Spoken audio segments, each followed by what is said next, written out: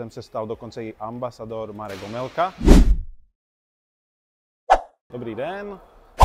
Jednoznačně pozitivně. Dva kvalitní turnaje, které se odehrávaly ta mladší kategorie do 11 let v sobotu a starší do 13 let v neděli.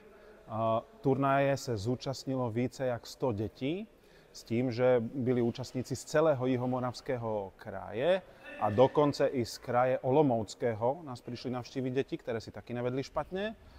Za náš oddíl musím teda s veľkým potešením říct, že v sobotu sme tú nejmladší kategórii ovládli, kde si to ve finále rozdali dva naši svěřenci a vítězem se stal dokonce i ambasador Marek Omelka. Takže z tohoto pohľadu úžasný turnaj pre náš klub.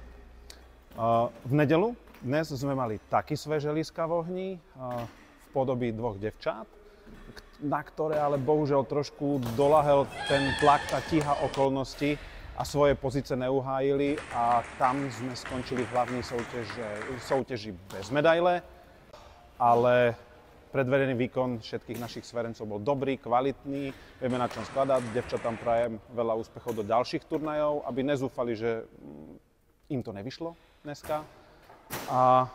A znovu a opäť nás aj v dnešnom dni potešil ambasador Marek Omelka, ktorý sa v B turnaji do kategórie U13 prebojoval až na 3. miesto a tým si zabezpečil na budúcom turnaji účasť medzi elitnými hráčmi do 13 rokov.